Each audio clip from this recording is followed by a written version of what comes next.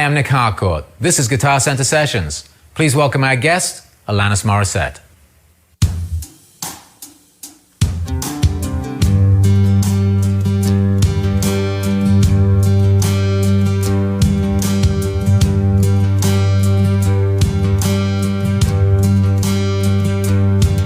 I'm broke, but I'm happy. I'm poor, but I'm kind.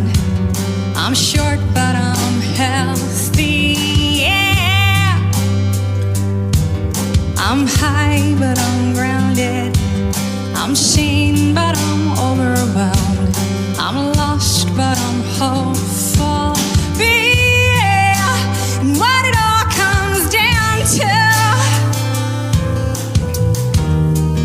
is that everything's gonna be fine, fine, fine. 'Cause I've got one hand in my pocket and the other one is giving a high five. Well, I feel drunk, but I'm sober. I'm young and I'm underpaid. I'm tired, but I'm working, yeah. I care, but I'm restless. I'm here, but I'm really gone. I'm wrong and I'm sorry, yeah.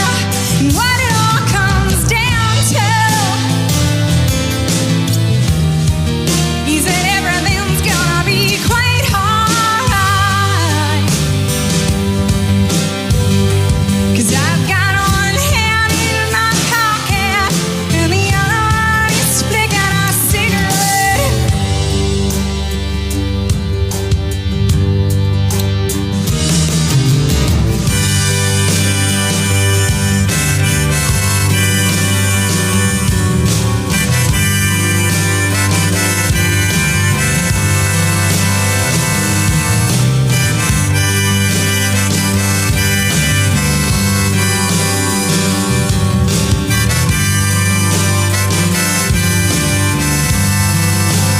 What it all comes down to that I haven't got it all figured out just yet. Yeah, yeah, yeah. 'Cause I've got one hand in my pocket and the other one is giving a peace sign.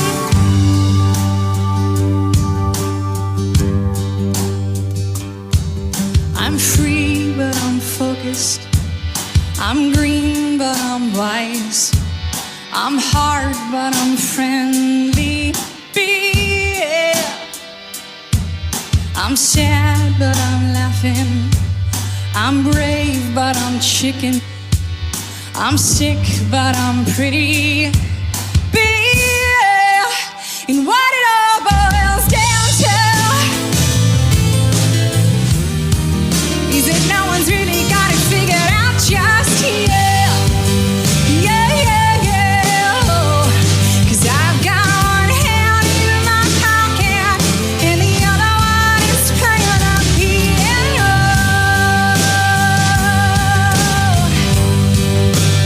What it all comes down to, my dear friends, yeah, yeah.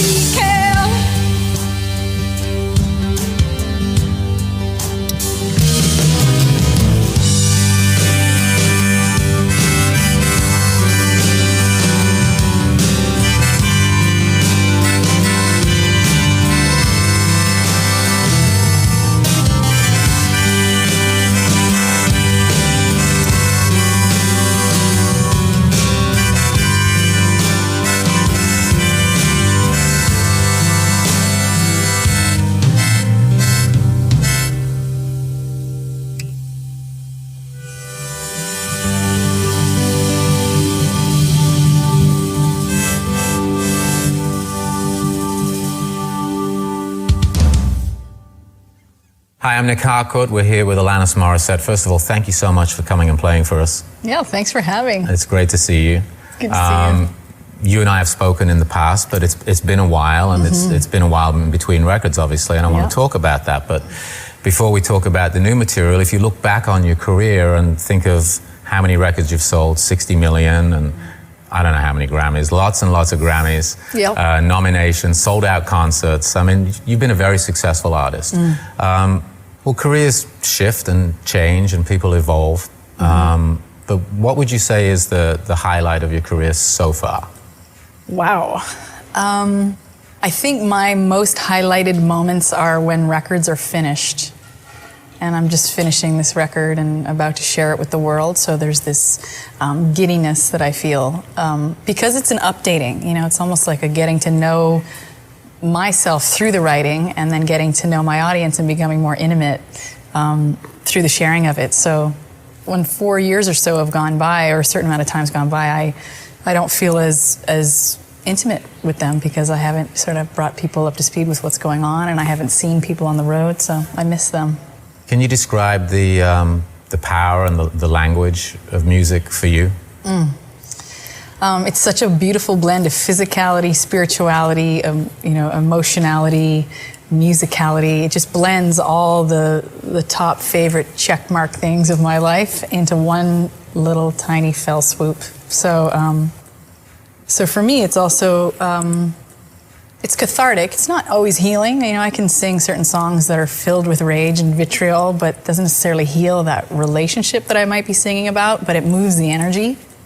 So that's exciting. And then it also allows me to engage into the conversation on a larger scale, like the one we're having right now. I get to be in the public eye and having a conversation about whatever topic might be exciting to talk about at that moment. When did you first discover music? Can you remember your earliest musical experience? Yeah, I started writing songs when I was 9 in my bedroom, and it was all fictitious at that point. There weren't a lot of relationships to comment on at that point, with any objectivity anyway. And then I sent a song that I had written to friends of ours who were musicians, and they wound up creating a whole track, and I went to sing it. And it was only at that moment that I knew I could sing, because before then my brothers had told me repeatedly that I had a horrible voice. So I realized I could sing when I was 10, and I started writing more and more songs. I had a record company that I formed when I was 10 because nobody wanted to sign me. But you're 9 years old. I mean, what was the inspiration for that? It's that imperative thing. I couldn't not write. For me, it was dancing, acting, singing, comedy, physicality. It was just this energy that just moves through me, and I have to corral it. It's a big responsibility, I think, for all of us to corral the unique voice that we all have, whether it's literal voice or otherwise. What was your first instrument? Piano. Can you tell us how you came to play piano? I came to piano via torture. I was doing piano lessons at 6 a.m. before school every day. Did you have any resentments around that? Oh yeah. Yeah? Yeah, I hated the piano for a long time, and then I needed it. So necessity bred form on that one. Needed it to write? To write, I needed something to write my music with. And piano was easier for me than guitar, actually. Was there anybody who you looked up to at the time? Any piano-playing singers that you drew any inspiration from? I think singing-wise, I looked to Aretha Franklin and Whitney Houston and even Madonna at the time when I was younger. Figured if I could hit some of the notes that some of the greats were singing, that I was semi-legitimate as a singer.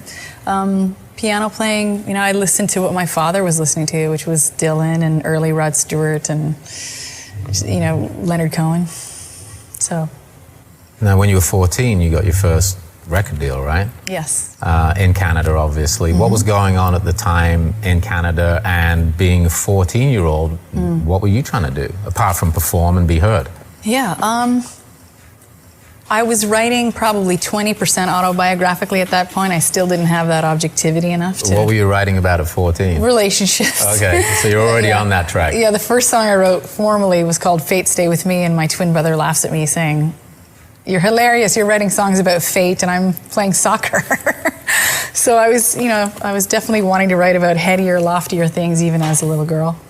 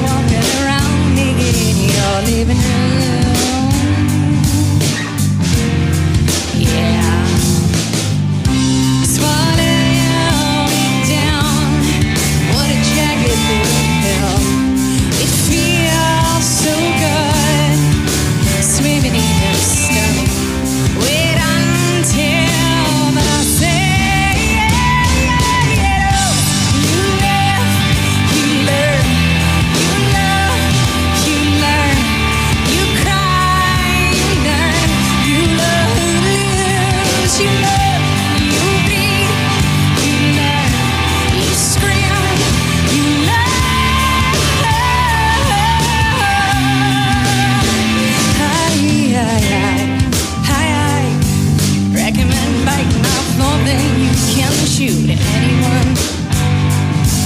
I certainly do. I reckon I'm sticking your foot in your mouth at any time.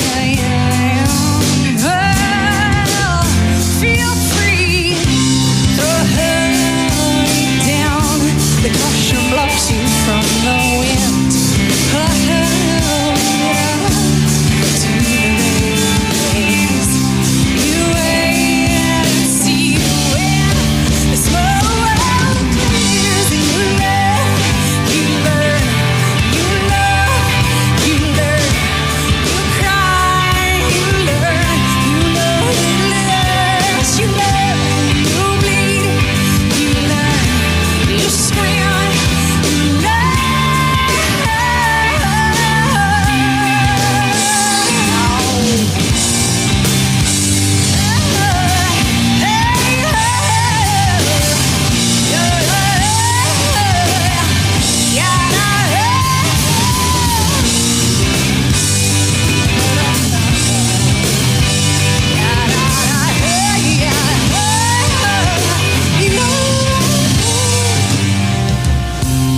weigh it out the way a 3-year-old would do.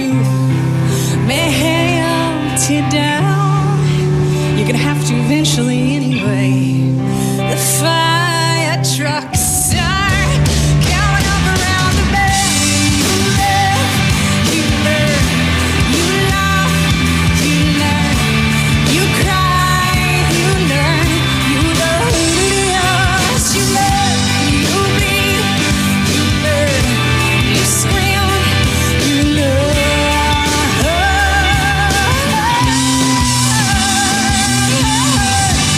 you breathe, you learn, you chug, you learn, you laugh, you learn, you chug, you learn, you pray, you learn, you ask, you learn, you live, you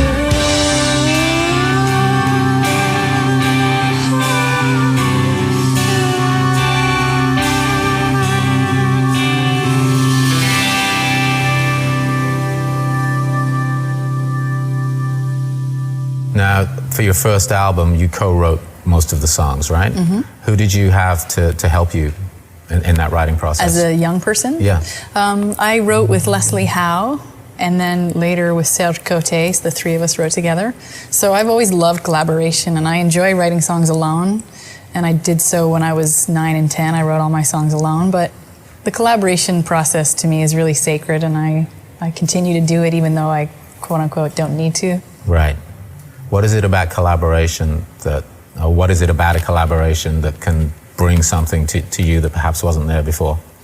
Well, I think I was born to connect and born to create the third entity, you know, me and them equals 3. So I just enjoy the magic that comes from my stretching outside of my jurisdiction to meet this collaborator, whomever it may be. And they certainly have done the same. So there's always this kind of scariness when we're writing.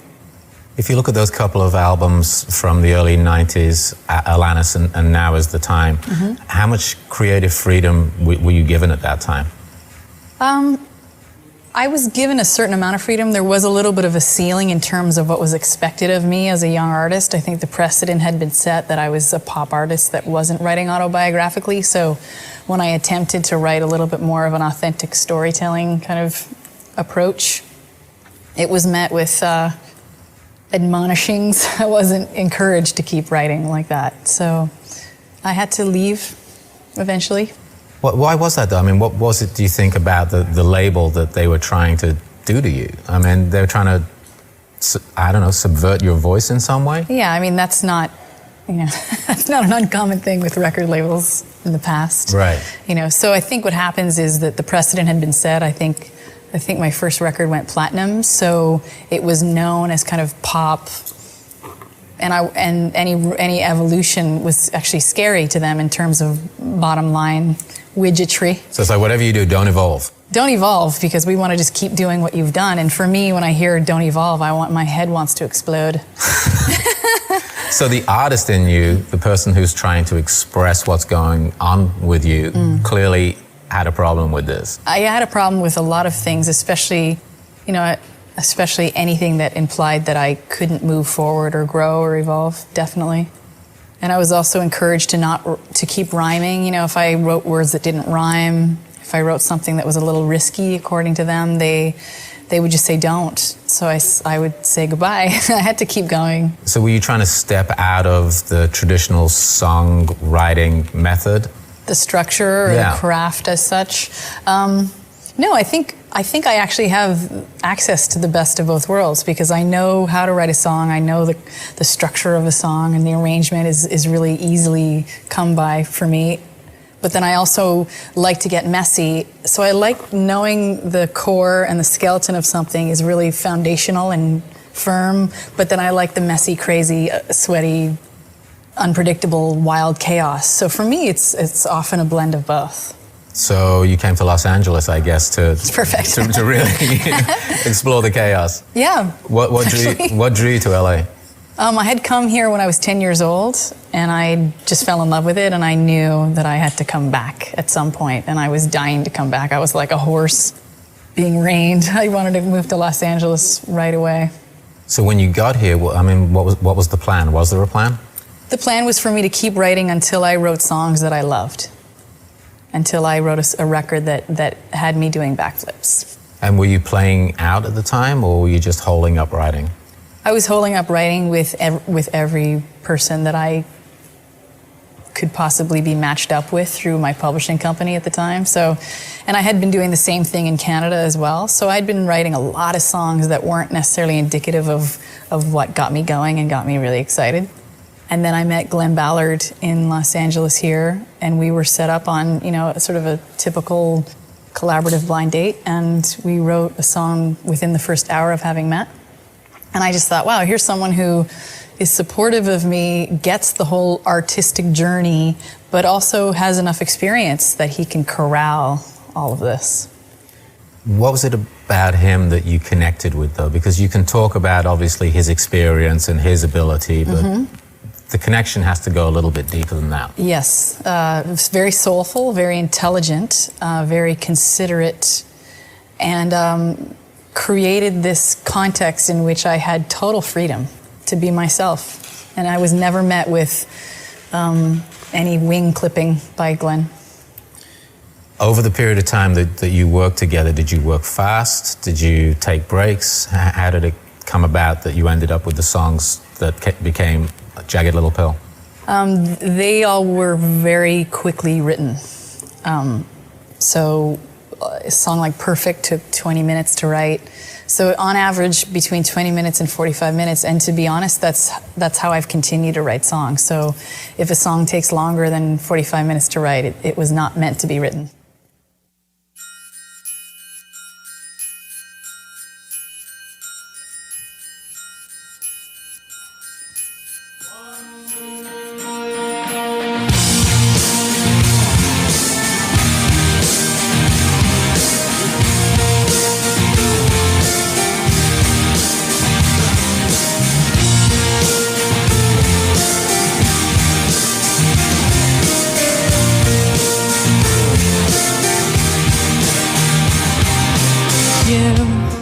You who smiled when you're in pain, you who soldiered through the profane, they were distracted and shut down.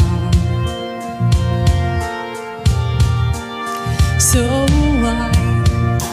why would you talk to me at all? Such words were dishonorable and in vain, their promises solid as a fog. Where was your watchman then? I'll be your keeper for life as your guardian. I'll be your warrior of care, your first warden. I'll be your angel on call. I'll be your demand, the greatest honor of all as your guardian.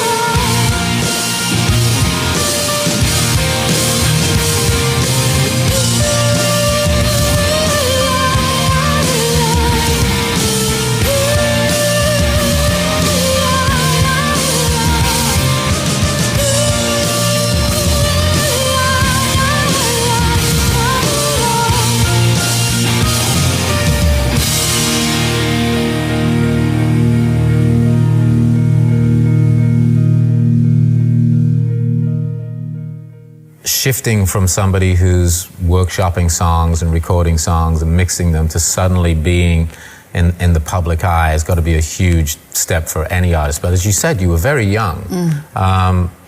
What about emotional preparation for something like that?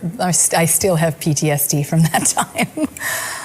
What are you going to do? I'm still working through it. It was such an intense, semi-traumatic experience for me, because on one hand, I'm very sensitive and very shy. On the other hand, I feel like I have this warrior-esque approach to life of wanting to, take a bite out of any apple. So the combination of that made for what wound up happening, and this great humility, I suppose, that permeated all of it. But I was very traumatized. When You Ought to Know hit K-Rock here in Los Angeles, and other stations obviously picked it up very, very quickly. That's a game changer. One song can be a game changer. How exciting. What do you think it was about that song that connected? I didn't know at the time. I was just writing a song. Sure. But later, in retrospect, I suppose the directness of that emotion of anger in a woman, from what I came to learn, was not something that was typical, perhaps. Although I'd heard it with Sinead O'Connor, and I'd heard it with Tori Amos, and I'd heard it with other female artists, so it wasn't a surprise for me. But I think perhaps, the mainstream pop culture maybe was so shocked to hear me be so vulnerable and authentic and transparent. And I think a lot of people said to me at the time that they just thought it was really brave because it's so, there's such shame around that kind of devastation, But to me, it's just part of being human. Now, this is 1995. Yep. And I was working at a little radio station in upstate New York, and I will let you know that we also added it the same week that K-Rock did, but we were in Woodstock, so you didn't get the glory. Nobody took too much notice about it. But I remember when I heard that song for the first time as a radio programmer, I couldn't believe it. What was it, though? I couldn't believe that there was a woman who was being so direct and so clear about her reaction to somebody. That's awesome. And I'm wondering if that's what it was that struck a chord with the radio audience. I mean, I'm guessing it was. I mean, it was kind of shocking at the time. And there weren't a lot of female artists on the radio as well. Do you think that you opened some doors there? My ego likes to think I had a big part in the sea change of there being more openness to women. And I think, just my having sold that amount of records, I think changed some people's minds. And the patriarchy was already changing.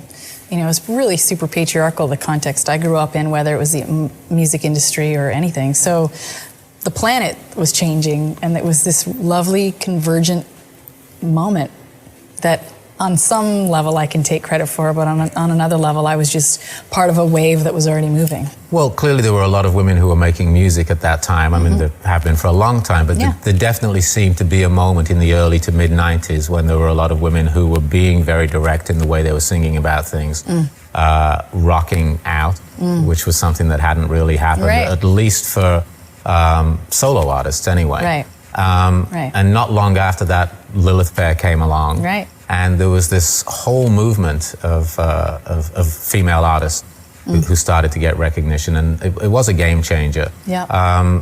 When you look back at that time now, and with hindsight and perhaps perspective that comes with time, were you aware that you were part of a movement? Yes, I felt like I was on the top of a crest of a wave, and happily sitting there on my little surfboard. But it was a wave, with or without me. What do you think are the ingredients of a hit song? I mean, clearly this has been something that you've spent a lot of time working on, still do, whether it's on your own or with a collaborator. I mean, can you put your finger on something? Do you know when you're writing something that there's a little magic fairy dust on it? Yeah. All I know is whether I'm having a visceral response to something, period. So if I don't care while I'm writing it, if it's boring to me, or if I don't want to jump out of my chair, then I don't care, and I usually don't even chase that song down. But it's a certain chord harmonic consideration and a lyrical authenticity. And if the lyrics write themselves, it means that it's coming from this place that is beyond something that I can describe. It's a very spiritual, sort of channeled process without sounding too pretentious. It's a very channeled process for me, and I'm humbled by it.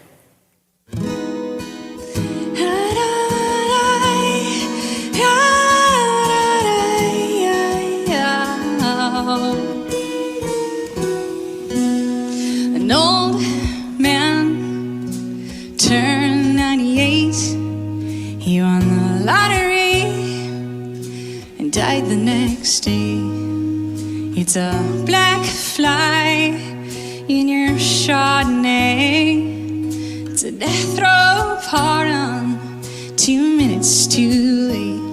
And isn't it ironic?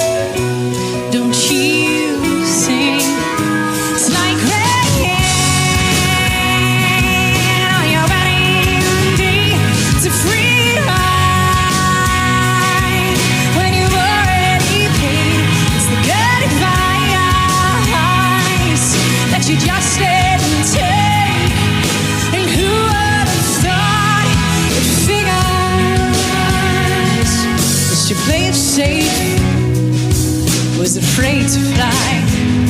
He packed his suitcase, kissed his kids goodbye. He waited his whole damn life to take that flight. And as the plane crashed down, he thought, oh, isn't this nice? And isn't it ironic? Don't you think it's like rain on your wedding day? It's a free ride when you've already paid. It's the good advice that you just didn't take. And who would have thought it figures? Well, life is a funny way. There's no get up on you when you think everything's okay. And everything's going right. Anyhow, well, life is a funny way of helping you out when you think everything's gone wrong. And everything blows up in your face. Traffic jam when you're already late. No smoking sign on your cigarette break. It's like 10,000 spoons when all you need is a knife. It's meeting the man of my dreams, meeting his beautiful husband. And isn't it ironic? Don't you think a little too ironic? Yeah, I really do think it's like rain on your wedding day.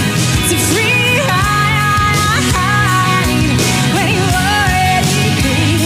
It's the good advice that you just didn't take. And who would have thought it figures? Yeah.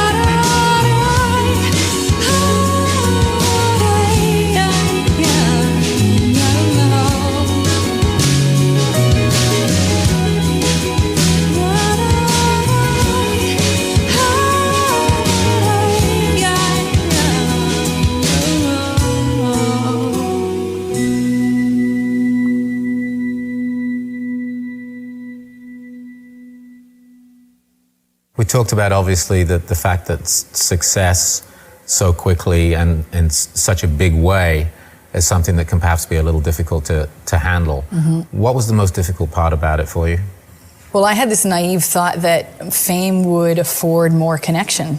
You know, I was this kind of hungry, lonely girl, and I was excited that, you know, my being thrown into the public eye would have me be connected with everybody. But I found the opposite to be true. I felt there was even more separation, and I had to protect myself, and people were sneaking into my hotel rooms, and I couldn't go anywhere. People were pulling my hair and jumping on my car, and it was so disconcerting for me. And I wanted to connect with people, but there was all this projection on. But not like that. Well, that's not really actually a connection. It was actually, I was being separated from people. So it was devastating for me. Right. And I also became the watched one. I'm such an observer. I love watching people, and I would sit on park benches and people watched my favorite thing. And then all of a sudden I'm on that very same bench and people, the eyeballs are on me, and that's not my most comfortable place. So you like a little bit of anonymity. I do. I like both. And to be put in that place where everybody's suddenly, what's in her garbage or who's she seeing Yes. or any of this stuff, Yep. that's got to be mind-blowing. Yeah, it was very disconcerting. I was freaked out. Did you have to take a step back before you came back with the next album and try and take that in? And at the same time, did you feel any pressure to deliver on the follow-up album? I mean, you had a big single off the follow-up album, Thank You. But obviously, it was never going to match the success of that moment. Was there any Right. disappointment around that? I wasn't trying to do Jagged Little Pill Part 2, and certainly I'd had a lot of people saying, You got to do the same ride thing. this, Right.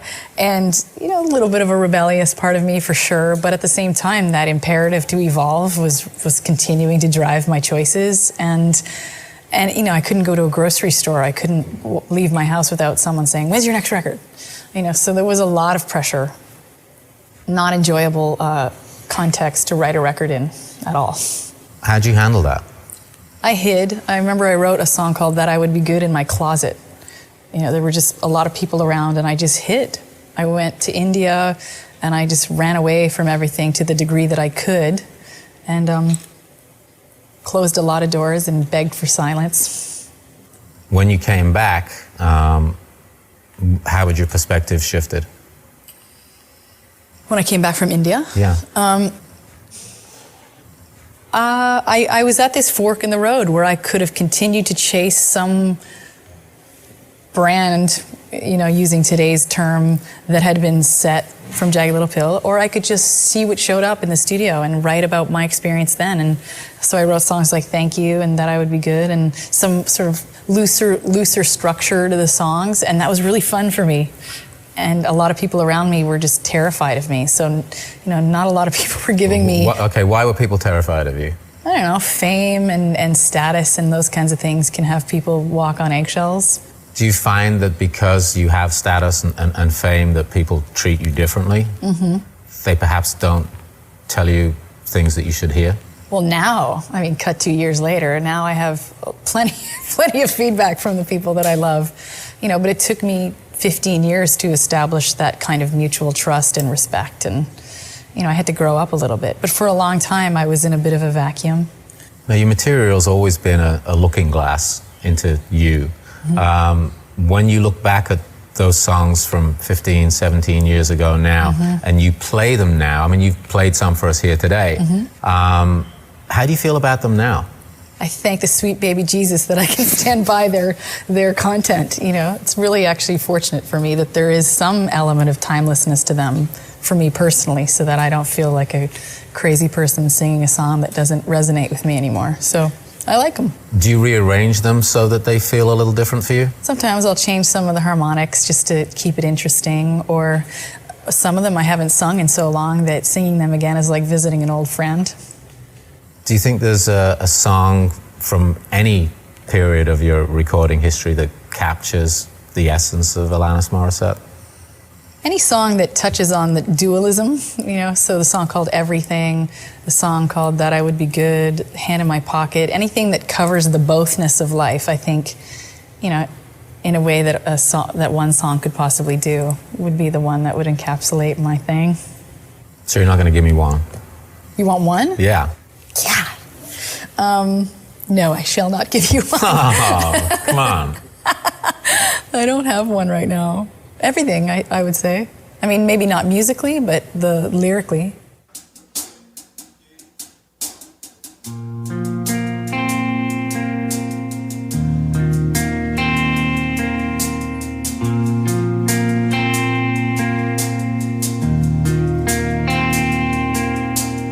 I can be and love the grandest kind. I can withhold like it's going out of style. I can be the moodiest baby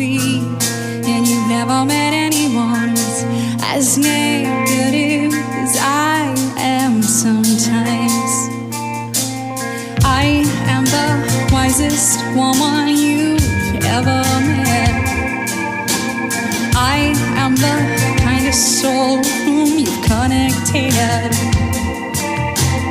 I have the bravest heart that you've ever seen, and you've never met anyone who's as positive as I am. Sometimes you see everything, you see every part, you see all my lights, and you love my dark. Dig everything of which I'm ashamed. There's not anything to which you can't relate. You're still here. I blame everyone else, not my own partaking. My passive aggressiveness can be devastating. I am terrified and mistrusting, and you never met anyone who's as close down as I am. Sometimes you see everything, you see every part, you see all my lights, and you love my dark. You dig everything of which I'm ashamed. There's not anything to which you can't relate. You're still here. What I resist persists because it's so loud that I know. What I resist, you love no matter how low or high I go. I'm the funniest woman that you've ever known. I am the dullest woman that you've ever known. I'm the most gorgeous woman that you've ever known, and you've never met anyone who's as everything as I am. Sometimes you see everything, you see every part, you see all my lights, and you love my dark. You dig everything of which I'm ashamed. There's not anything to which you can't relate. You're still here. Still here.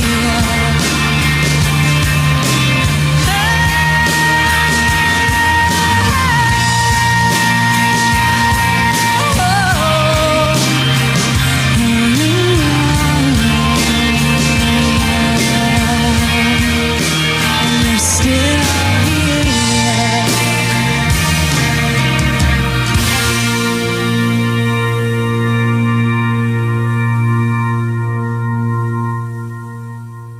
How's becoming a mother shifted things for you? You became a mom, what, a year and a half ago? I was excited to see what kinds of songs I would write because I started writing pretty much almost immediately after my son was born. And we did it in the house. We built a studio in our house, and it was a blur.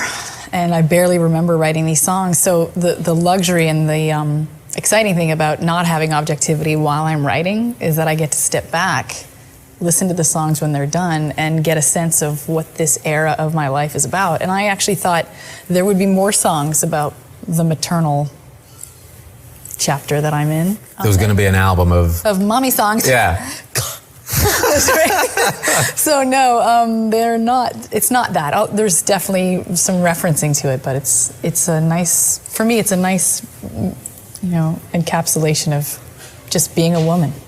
But how's it changed you? Forget the songs. Yeah. How's it changed you?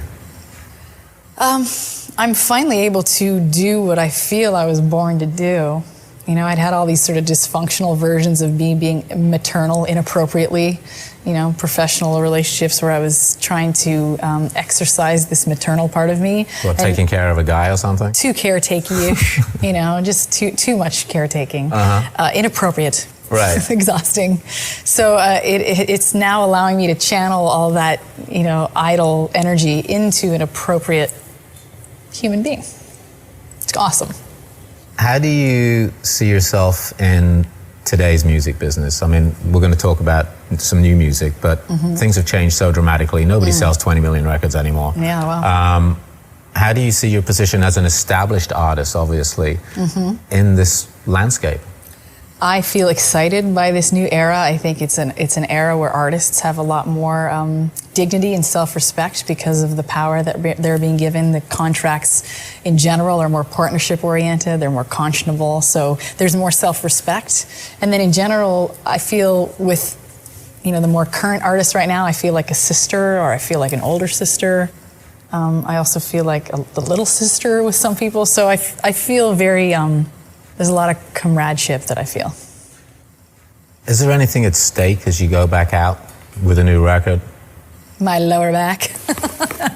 No, there's nothing at stake for me. Just making sure that I don't trip is a big deal. I mean, is there anything you feel you still need to achieve? Service and expression. And I think as an artist, we're all social activists by default. We're not even aware that we are. You know, we're putting ourselves out there for people to define themselves in accordance to us. That is a huge deal. It's a huge responsibility and a lot of energy. So I don't take that lightly. I'm not overly precious about it either, by the way, but I think it's a big service for those of us who have the staying power to stay out in the hot heat. But it's a responsibility you choose. Yeah. And I choose it, and I feel like it's a mandatory one. It's one that I don't, you know, I feel like I kind of volunteer. Somewhere along the way, I volunteered to do this, and I got a stamp that said, "You're in, go." How do you describe the new material? Warm, a lot of movement and energy. We just shot the album cover, and I came up with a few key words for us to use as our true north, and really it was movement and freedom and, being expressed, and, a lot of bravery in there. There's some content in there that I think will kickstart some very heated conversations, which I'm excited to embark upon. Can you tell me what freedom means to you? Freedom means the opportunity for me to be exactly what I was born to be, and that's a tall order because there's so many things that can stop us from being who we really are. Well, it's interesting because you talked about as being a mother that you finally are doing what you were born to be. Right. What else? Yeah, artist, mom, a friend, teacher. This is the part of me that is this geeky PhD academia woman, and now I have less shame about that. The fact that I read 100 books, and I used to try and hide my books. And I'm like, that's ridiculous. Just be that geek.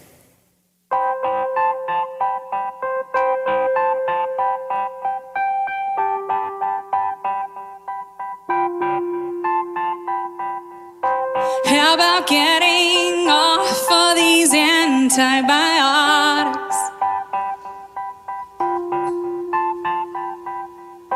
How about stopping eating when I am full of?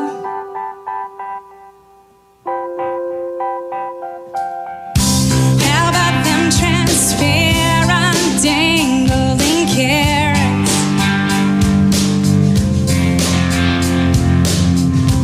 How about that ever-elusive kudo?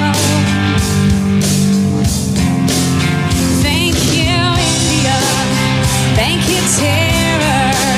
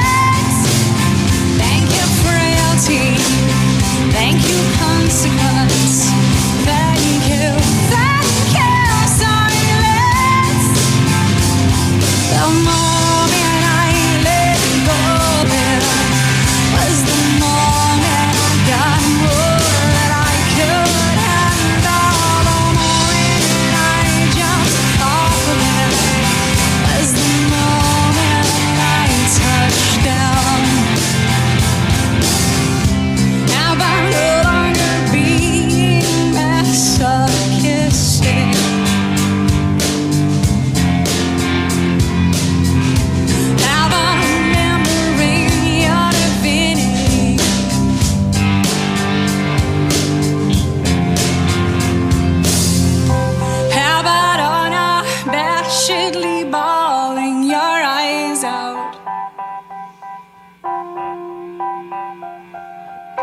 How about not equating death with stopping? Thank you, India. Thank you, Providence. Thank you, disillusionment. Thank you, nothingness. Thank you, clarity. Thank you, silence. Yeah, yeah. Oh, no,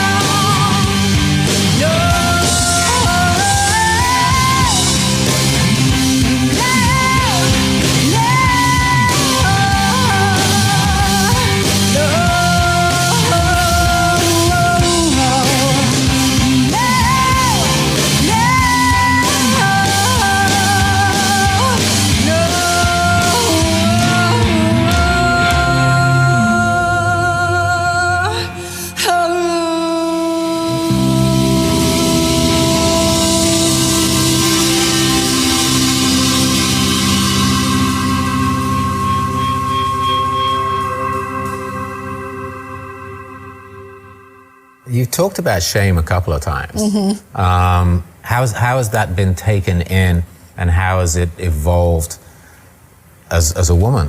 Yeah. How have you evolved as a woman to overcome that so that you're not feeling that today? For me to attempt to come across as shame-free is not true. I just feel like every record captures this snapshot of what's been healed, what's the topic of conversation that's exciting and pivotal right now. We'll chronicle that, we'll put it on tape, we'll go sing it around the planet, and then we'll come back and live more life and comment on that. And I think that's our offering as artists, whether it's visual or sonic or sensual in some way, it's our calling to do that. What inspires you today? People, I guess, family. What about music? Is there any music, or are there any musicians out there today, any younger musicians perhaps that you find inspiring? Well, the reason why I met and crushed out on my husband is because he's an incredible artist, Solai. So his record has been keeping me very, very riled up and inspired. So a lot of more rap music that he's introducing me to that whole genre, all the way back to Bahamadia. And in general, I've been sort of narcissistically wound up in my own record for the last year. So I look forward to hearing more artists. Period. I know that when I go on the road, my bandmates and everybody I'm showered with new music. So I feel like kind of giddy to get into that. Obviously, each album that you've made has its own definition because of the group of songs that you've written and recorded for it. Can you do that for the new one? Yes, it's very womanly and very empowered and brave and musical and a little bit more rock than I've been doing over the last few years, and always harmonically interesting enough for me to get the chills. Well, talking of the chills, I asked you earlier about the power of music, describing or defining the power of music. Do you feel differently today than if I'd have asked you that question 19 years ago? I've always known music has been so powerful of communication, because when I would sing songs in Beirut and all over the planet where there were literally barely any English-speaking people in the audience, there was such a connection. It was really emotional. So for me, music is this ultimate language. It's where God comes into the room, Is there anything about music that still inspires you that perhaps you weren't aware of when you first started? Have you discovered more within the music throughout your career? What I love about it is the ongoing aspect of it, that there's a conversation that continues to unfold, and that there are billions of notes that I can pick from, and that I feel I haven't even begun to nail the ultimate song. I think I share this with a lot of artists that I know, that I never feel like there's any finish line. It's just ongoing. And is that what still drives you? I think so. I'm often blown away when I hear a record, and sometimes I'll listen to a record 10 years later and just think, wow, I feel as though I wrote that song for myself, but my later self. So I listen to it as though I am not me a lot, and that's nice. So that becomes then a time capsule that you can look back on, but then that's interesting. I want to explore that because you're saying you wrote a song maybe 10 years ago for you to understand now. Yes. That happens all the time. I'll listen to a song and think, wow, this was prophetic. It's as though I knew where I was going. Can you give me an example of that? There's a song on the DVD Feast on Scraps called Simple Together and Sorry to Myself, that while I was writing it, I wasn't thinking. There was some element of intellectualism when I'm writing, but mostly it's just get it on tape. And then I listened to it a few years later and just thought, wow, this is exactly what I'm going through right now. So when people sweetly come up to me and say, you really were the soundtrack through my divorce, or when I left college and I was freaked out, I can actually understand what they're saying because of my relationship, certainly with my own songs, but with other artists too. I know how much music can sort of capture a time for a human being. So I feel humbled that I can offer that to people. It's been great talking to you. You too. Thanks so much. Yeah, thanks.